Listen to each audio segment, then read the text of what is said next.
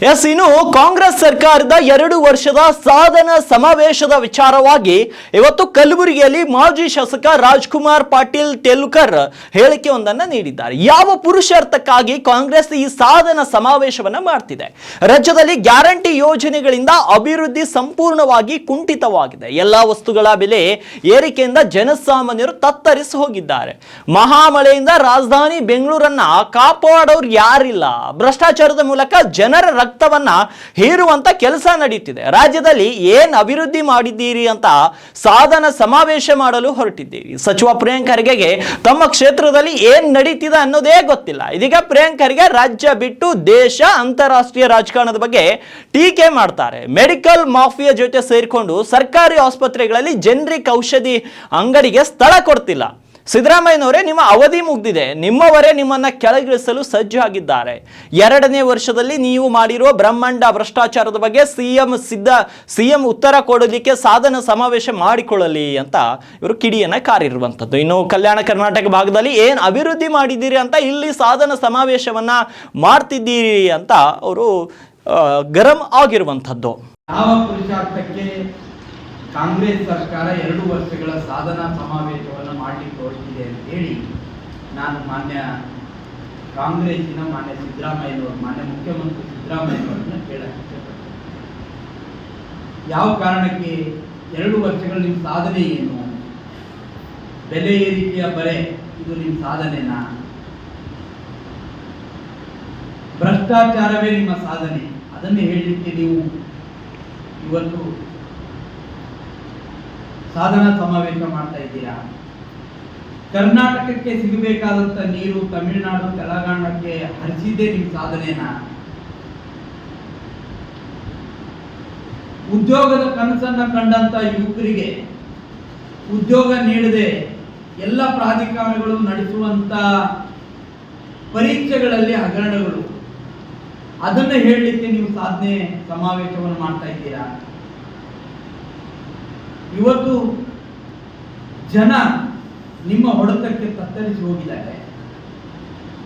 ವಿಧಾನಸೌಧದಲ್ಲಿ ಪಾಕಿಸ್ತಾನ್ ಜಿಂದಾಬಾದ್ ಅಂತ ಹೇಳೋದಕ್ಕೆ ನೀವು ಇವತ್ತು ಸಾಧನೆ, ನಿಮ್ಮ ದೊಡ್ಡ ಸಾಧನೆನಾ? ಇವತ್ತು ಎಲ್ಲ ರೀತಿಯ ಆಡಳಿತ ಅವ್ಯವಸ್ಥೆಯ ಆಗರ ಆಗಿದೆ. ಲಾ ಅಂಡ್ ಆರ್ಡರ್ ಇವತ್ತು ಸಂಪೂರ್ಣವಾಗಿ ಸ್ಥಗಿತ ಆಗಿದೆ. ಎಲ್ಲೆಂದರಲ್ಲಿ ಕೊಲೆ, ಸುಲಿಗೆ,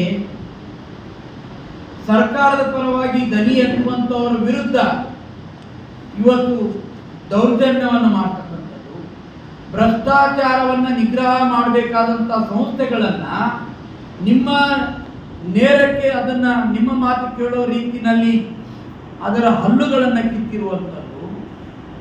ಯಾವ ಕಾರಣಕ್ಕೆ SC ST ಸಮುದಾಯಕ್ಕೆ ಸಲ್ಲಬೇಕಾದಂತ ಹಣವನ್ನ ಚುನಾವಣೆಗೋಸ್ಕರ ದುರ್ಬಳಕೆ ಮಾಡಿಕೊಂಡದ್ದೇ ನಿಮ್ಮ ಸಾಧನೆನಾ?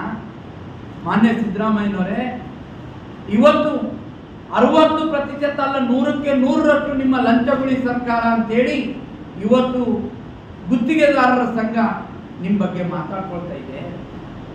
ಬಿಲ್ಗಳನ್ನ ಸೆಂಕ್ಷನ್ ಮಾಡಲಿಕ್ಕೆ 60% ಹಣ ಕೇಳ್ತಾ ಇದ್ದಾರೆ ನಿಮ್ಮ ಸಚಿವರು ಅಂತ ಹೇಳಿ ಇವತ್ತು ರಾಜಾರೋಷವಾಗಿ ಜನ ಮಾತನಾಡ್ಕೊಳ್ತಾ ಇದ್ದಾರೆ. 3 ರೀತಿಯ ಎಣ್ಣೆಯನ್ನ ನೀವು ಎಣ್ಣೆಯ ಮೇಲೆ ರೇಟನ್ನ ಹಾಕಿದಿರಿ.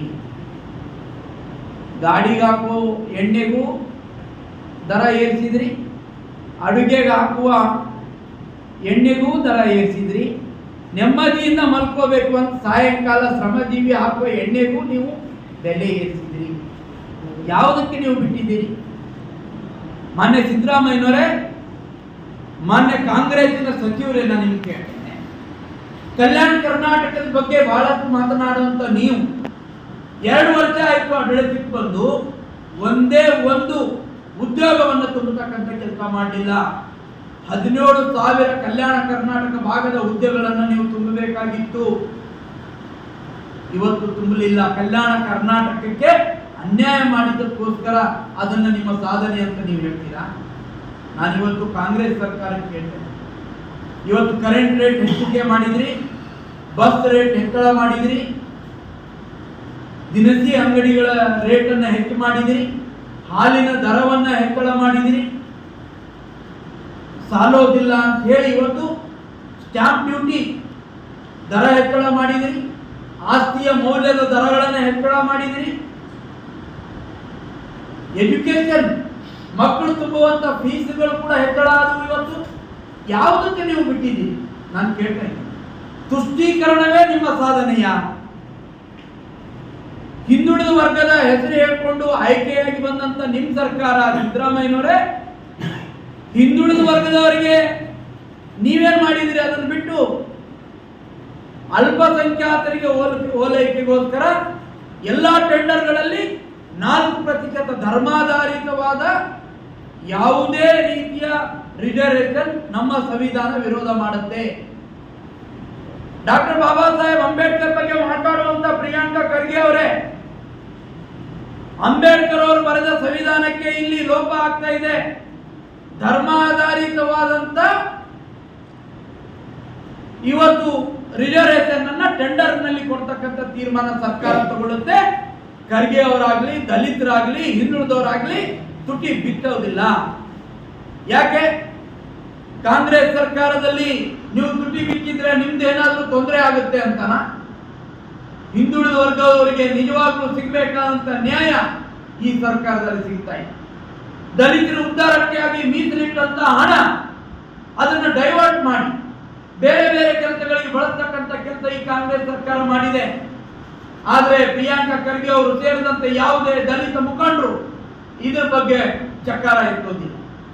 ಕಾಂಗ್ರೆಸ್ ಸರ್ಕಾರ ಯಾವ ಸಾಧನೆ ಮಾಡಲಿಕ್ಕೆ ನೀವು ಹೊರಟಿದ್ದೀರಿ? ಇವತ್ತು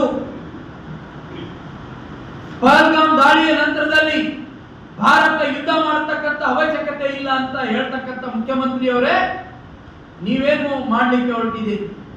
ಪೆಟ್ರೋಲ್ ಡೀಸೆಲ್ ಬೆಲೆಯನ್ನು ಹೆಚ್ಚಳ ಮಾಡಿದಂತ ಸಂದರ್ಭದಲ್ಲಿ ಪ್ರಶ್ನೆ ಮಾಡಿದ್ದಕ್ಕೆ ನೀವು ಹೇಳ್ತೀರಿ ಪಕ್ಕದ ರಾಜ್ಯದಲ್ಲಿ ನಮಗಿಂತ ಹೆಚ್ಚಿದೆ. ಪಾಪ ಸಿದ್ದರಾಮಯ್ಯನವರು ಪಕ್ಕದ ರಾಜ್ಯಗಳಿಗೆ ಅಷ್ಟೇ ಹೋಗಿದ್ದಾರೆ.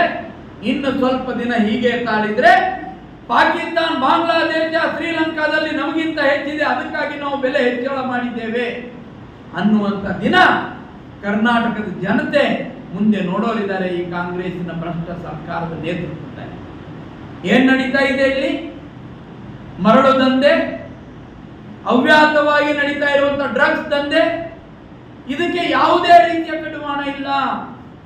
ಹೋಮ್ ಮಿನಿಸ್ಟರ್ ಎಲ್ಲಿದ್ದಾರೆ ಗೊತ್ತಿಲ್ಲ, ಏನ್ ನಡೀತದೆ ಗೊತ್ತಿಲ್ಲ. ಎಲ್ಲ ನಡೆದ ಮೇಲೆ ಹೋಮ್ ಮಿನಿಸ್ಟರ್ ಬಂದು ಹೇಳ್ತಾರೆ ಪಾಪ ಅವರು ಅಮಾಯಕರು, ಅವ್ರಿಗೆ ಗೊತ್ತಿರಲಿಲ್ಲ ಆತಂಕವಾದಿಗಳು, ದೇಶ ವಿರೋಧಿಗಳು ನಮ್ಮ ಗೃಹ ಸಚಿವರಿಗೆ ಅಮಾಯಕರಾಗಿ ಕಾಣ್ತಾರೆ.